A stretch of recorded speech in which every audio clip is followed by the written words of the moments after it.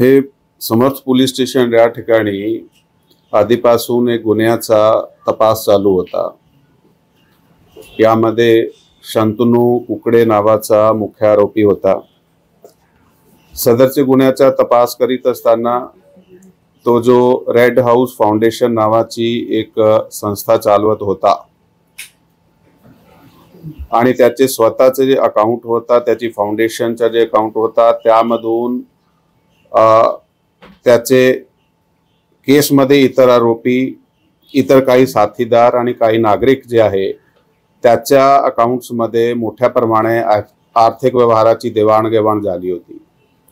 सदरचा तपास करत असताना ज्या ठिकाणी तसे प्रकारचा आर्थिक व्यवहार झाला होता त्याचा पुढील तपास करण्यात आला आणि पुढील तपासादरम्यान आम्हाला जे माणसाच्या अकाउंटमध्ये ते पैसे गेले होते त्याच्याकडे तपास करण्यात आला। अधिक तपासामध्ये असा निष्पन्न झालेला आहे की एका व्यवहार करत असताना एक जे डॉक्युमेंट आहे तो फोर्ज करण्यात आला होता।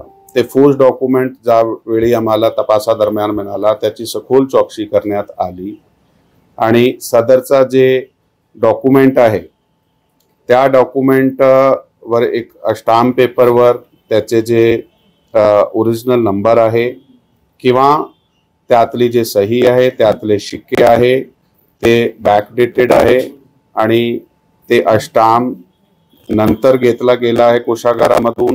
हे सगळा ज्यावेळी तपास करण्यात आला ते फॉल्स डॉक्युमेंट समोर आला। त्याप्रमाणे ही जे डॉक्युमेंट होता ते रौनक जैन आणि दीपक मानकर याचे मध्ये झाला होता आणि याचा संबंध रेड हाऊस फाउंडेशन जी शंतनू कुकडेची आहे त्याच्यामधून झालेले आर्थिक व्यवहाराबरोबर होता।